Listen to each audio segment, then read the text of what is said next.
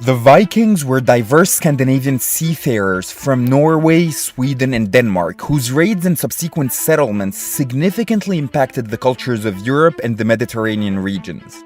The Viking Age began in 793 when these pagan raiders attacked Lindisfarne Monastery in England, shocking the Christian community of Western Europe.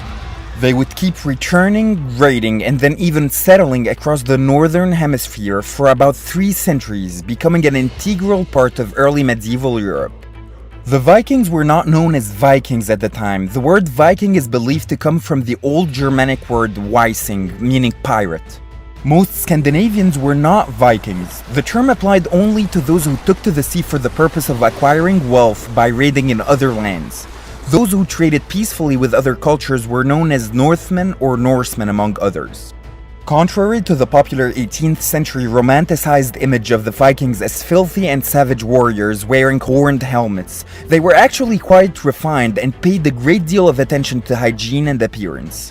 Although their name in the present day is almost synonymous with warfare and destruction, the Scandinavian culture was actually highly developed, and the Viking raids on other nations were only one aspect of the civilization.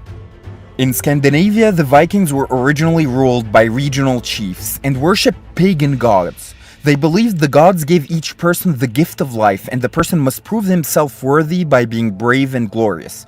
If they died a heroic death in battle, then they earned a place in Valhalla in the afterlife. This is likely why they were so aggressive and unafraid in their raids.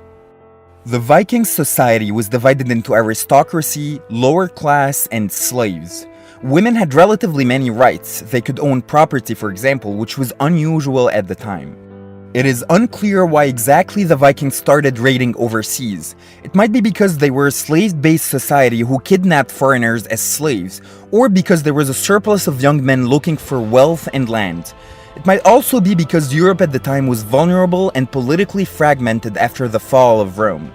Monasteries especially were easy targets because they were wealthy and often unguarded.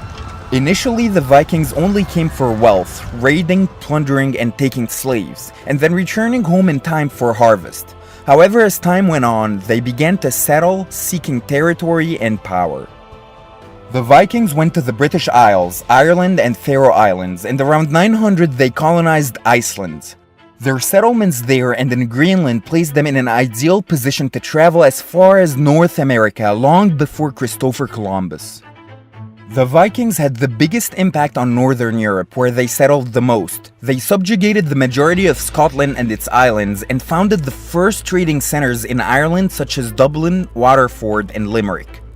They also went south into continental Europe, even as far as North Africa and the Mediterranean, although they did not settle as much there due to the strength of the Carolingian Empire. In France, local kings made peace with the Vikings in return for their protection. For example, in 911, a West Frankish king granted Normandy to a Viking chief called Rollo in return for his protection against other Viking raiders. Some Vikings went east to Russia and the Baltic regions, probably in a more peaceful capacity to trade. There are even tales of Viking mercenaries in Constantinople where they formed the Emperor's Varangian Guard.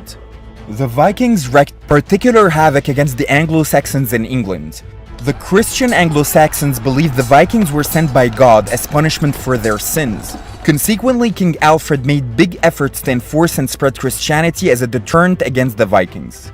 He united the forces of Wessex and Mercia against the great Viking army in England, winning the Battle of Edington in 878 and preventing the Vikings from taking his kingdom. After this, the Vikings controlled northern England, called Danelaw, and the Anglo-Saxons controlled the rest of England. Later, the Viking Sven Forkbeard conquered all of England, making it one territory. But the Vikings and Anglo-Saxons would continue to fight over it until the Norman-French invasion of 1066, when England was taken over by William of Normandy.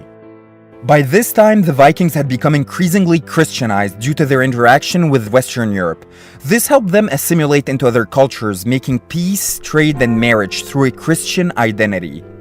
No single engagement ended the Viking Age. Viking activities abroad meant they slowly became absorbed into the wider European culture. The Christianization of Scandinavia throughout the 10th and 11th centuries was certainly among the factors contributing to its end. However, the Vikings did not disappear altogether. They left their legacy throughout Europe in different ways, from architecture to language, place names, warfare, shipbuilding, and in their epic sagas and mythology which continue to captivate audiences today.